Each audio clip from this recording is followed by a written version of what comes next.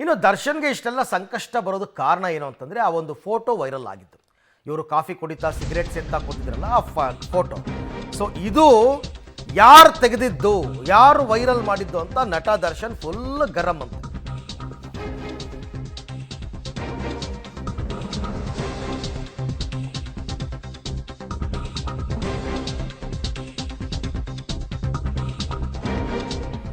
Photo viral ಬಳಿಕ Darshan full ಗರಂ ಆಗಿದ್ದಾರೆ.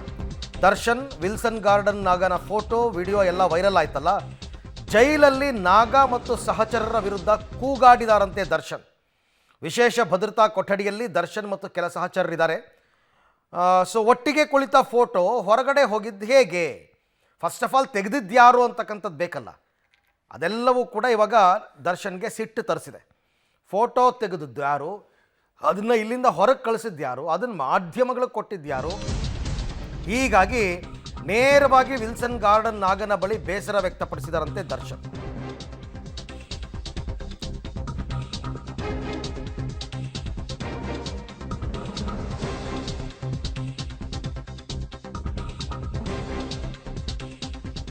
ಇದೆಲ್ಲ ಆದಮೇಲೆ ನೇರವಾಗಿ ವಿಲ್ಸನ್ ಗಾರ್ಡನ್ ನಾಗನ ಬಳಿ ಬೇಸರ ವ್ಯಕ್ತಪಡಿಸಿದ್ದಾರೆ ದರ್ಶನ್. ವಿಶೇಷ ಭದ್ರತಾ ಕೊಠಡಿಯಲ್ಲಿ ಇದ್ದೀವಿ ನಾವು, ಅಲ್ಲಿದ್ದರೂ ಫೋಟೋ ಹೆಂಗೆ ಆಚೆ ಹೋಯ್ತು, ಫೋಟೋ ಹೆಂಗೆ ಆಚೆ ಹೋಯ್ತು ಅಂತ ಅಲ್ಲ, ತೆಗೆದವ್ರು ಯಾರು ಅದನ್ನ ಹೇಳಿ, ಅದನ್ನು ಯಾರೂ ಮಾತಾಡ್ತಿಲ್ಲ. ತೆಗಿಲೇಬಾರ್ದು, ಫಸ್ಟ್ ಆಫ್ ಆಲ್ ಮೊಬೈಲೇ ಇರಬಾರ್ದು ಯಾರ ಕೈಯಲ್ಲೂ. ಸೊ ಇದೇ ವಿಚಾರಕ್ಕೆ ವಿಲ್ಸನ್ ಗಾರ್ಡನ್ ನಾಗ ಸಹಕೈದಿಗಳ ಮೇಲೆ ಅಟ್ಟಹಾಸ ಮೆರೆದಿದ್ದಾನೆ.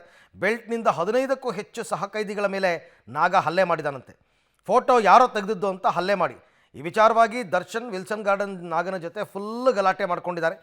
ಹೊಸದಾಗಿ ನಿಯೋಜನೆಗೊಂಡ ಸಿಬ್ಬಂದಿ ಮೇಲೆ ಕೂಡ ದರ್ಶನ್ ಕೂಗಾಡಿದಾರಂತೆ. ನೀವುಗಳೇ ಹೀಗೆ ಮಾಡಿದ್ರೆ ಹೆಂಗೆ, ಯಾವನ್ ಫೋಟೋ ತೆಗೆದವನು, ಯಾವನ್ ಅದನ್ನು ವೈರಲ್ ಮಾಡಿದವನು. ಒಂದು ವೇಳೆ ಆ ಫೋಟೋ ಹೊರಗೆ ಬಂದಿರಲಿಲ್ಲ ಅಂದಿದ್ರೆ, ಆ ವಿಡಿಯೋ ಹೊರಗೆ ಬಂದಿರಲಿಲ್ಲ ಅಂದಿದ್ರೆ ದರ್ಶನ್ ಆರಾಮಾಗಿರ್ತಾಯಿದ್ರು ಜೈಲಲ್ಲಿ. ಈಗ ಬಂದಿರೋದ್ರಿಂದನೇ ಸಂಕಷ್ಟ. 3 FIR, ಆ 3 FIRಲಿ 2ರಲ್ಲಿ ದರ್ಶನ್ನೇ A1, ಮತ್ತೆ ಬಾಡಿ ವಾರೆಂಟು, ಮತ್ತೆ ಪೊಲೀಸ್ ಎನ್ಕ್ವೈರಿ ಬೇಕಿತ್ತ ಇವೆಲ್ಲ ಅಂತ ಈಗ ಅನ್ನಿಸ್ತಾ ಇದೆ. ಬಟ್ ಫೋಟೋ ತೆಗೆದಿದ್ದು ಯಾರೋ ವೇಲು ಅಂತ ಅಲ್ಲಿದ್ದಂತಹ ಸಹಕೈದಿ ಅಂತೆ. ಅದು ದರ್ಶನ್ಗೆ ಗೊತ್ತಿದೆಯಾ, ವಿಲ್ಸನ್ ಗಾರ್ಡನ್ ನಾಗನ್ಗೆ ಗೊತ್ತಿದೆಯಾ, ಆತ ತೆಗೆದು ತನ್ನ ಹೆಂಡತಿಗೆ ಫೋಟೋ ಕಳಿಸಿದ್ದಂತೆ.